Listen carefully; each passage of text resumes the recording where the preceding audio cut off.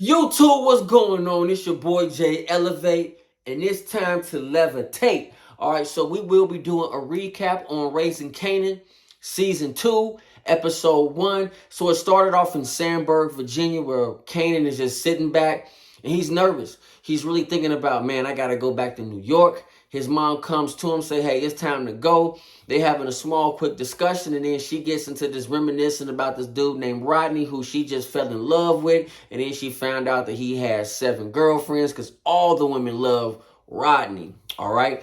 And then the next scene, it goes into where Detective Howard, it's time for him to get released from the hospital, but he was being a little stubborn because he was missing his ring.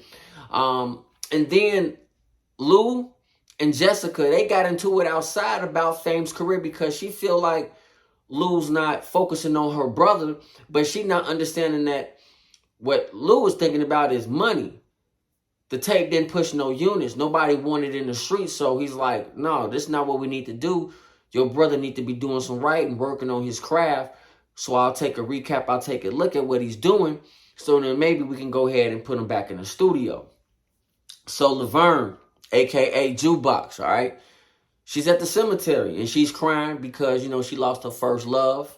And if y'all haven't seen that yet, y'all need to go back and check out Season 1, all right? So while they're driving back to New York, Raquel can understand, and she sees the fear in Kanan, and she knows this. And she's telling him that, hey, everything gonna be all right. She told him that he don't remember nothing. So the streets is already telling her what's going on. It's nothing to worry about, all right? Marvin, man, this dude always doing something retarded. So he got caught up with marijuana. So he's at the courthouse with his lawyer, and his lawyer's like, look, man, the best I can do is we could take one of these courses. Which one you want to take? He said, man, give me anger management class. And his lawyer said, all right, bet. So this is what you do. What you do is you go, you sign in, call it a day, we'll get it out the way, all right? Now, Detective Howard didn't know that the entire police force was waiting for him at the hospital. Very happy to see him alive. And his partner, of course, Detective Burke, was there to pick my mans up, right? So Raquel, she's like, hey, man, as soon as we get back to New York, I got something to show you, Kanan. So she goes straight to the projects, man. I mean, when I say she go to the projects, she's walking in like a boss. So there's multiple people standing at the elevator waiting. Well, when she comes in, they all step back.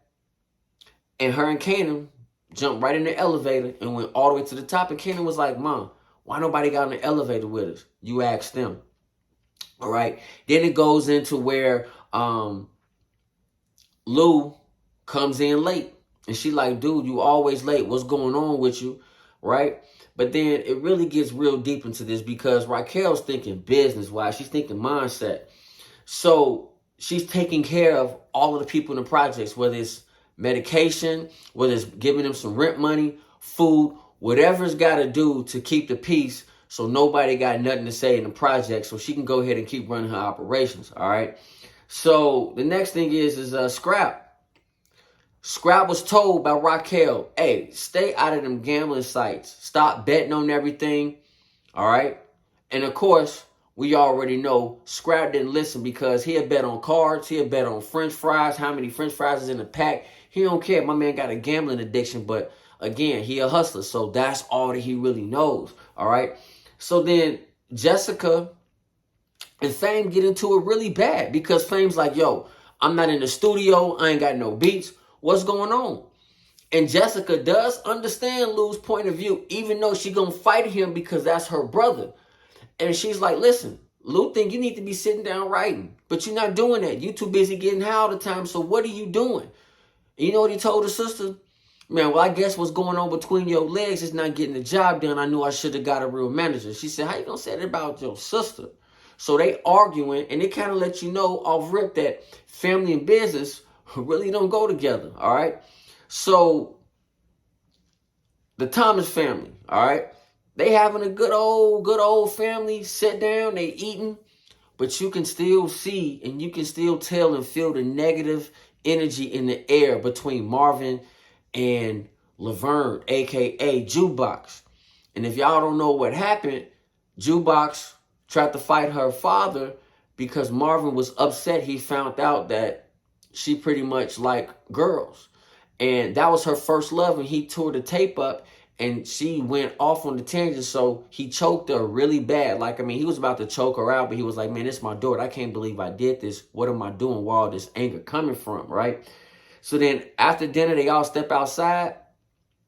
Laverne, Jukebox, Fame shows up, and they having a conversation.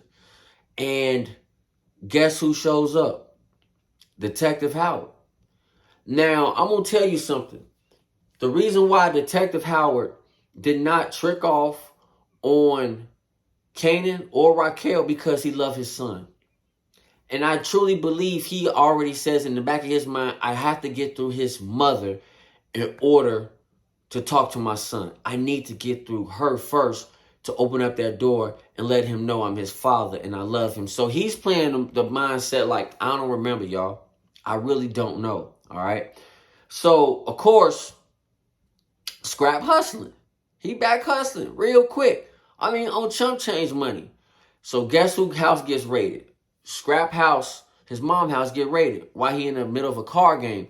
And so the thing here is that when you have an addiction to something, it's really hard for people to break that addiction. I mean, it doesn't matter what it is. But my man could not stop gambling. I mean, whatsoever, right? So then while Lou is in the studio with Jessica and Fame, Zest showed up. Now, for a recap, what happened was that Lou was driving. He heard his beat, and this young lady, you know, this cutie pie, he was like, man, she looking good. Plus, she can sing. She wasn't trying to hear him. She was too busy driving, listening to her music. So he cut off. He hops out the car. He like, yo, that's my beat. Well, sue me. Then she go ahead, pulls out a pepper spray. He's like, listen, man, you ever heard of Bulletproof Records? You know, I'm interested. You can sing. So she looks at him. She's real mad. But anyway, she comes to the studio. And y'all know Fame is a hot boy. I mean, he see a honey. He like, man, I got to get on it. Well, guess what? She showed up at the studio. So Fame wasn't too really focusing on his career, that Lou already grabbed somebody else and put them on Bulletproof Records and put them in the booth. He was too busy looking at the female. Jessica, on the other hand, is really mad at him. Like, how you gonna go ahead and put this chick up in the studio and you're not even dealing with my brother? So that really turned her off. You know what I mean? So Symphony, Raquel, and Kanan, they met at a restaurant. They sitting back chilling. And you can definitely see the respect and the love between Symphony and Kanan, because Kanan opened up to him. And you can kind of feel like it's like that big brother vibe. And they were just talking about, man, the Cheetos, who ate most of the Cheetos on the ride home. Really down to Virginia. And Raquel really wanted to sit down with Symphony and say, listen, man, I really appreciate you, what you did, for us. And he said he'll do anything for Raquel. So we already know that Symphony is in love with Raquel.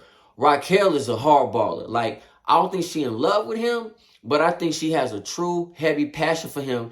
But she already know her mindset is on the money. So, he got to come last at the end of the day. For him, it's like he wants to put Raquel first, but he already knows she got that wall up, right? So Renee told Marvin she was, let me start back. All right, so Renee is actually the person who be dealing with the class, the anger management class that Marvin signed up for. Marvin comes in and Marvin's like, all right, let me sign in, I'm going. And she's like, who are you?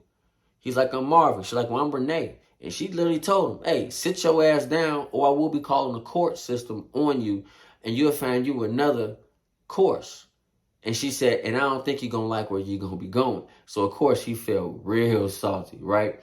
So, Camacho and Jessica, right? Now, Camacho, which is Crown Camacho, who is Lou's business partner. He the one who pretty much can put the music together. So Jessica is his girl. Well, Jessica was giving him the cowgirl rap. You know what I'm talking about? She was riding that pony. Let's do it.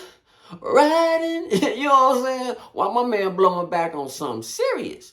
And so, when, they finished doing what they had to do.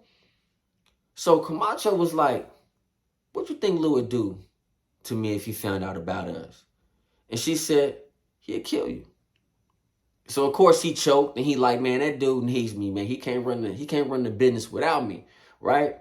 So then he already telling Jessica, hey, you need to get on up out of here and do what you need to do. All right. So Kanan told Raquel that he really doesn't think that the drug game is for him.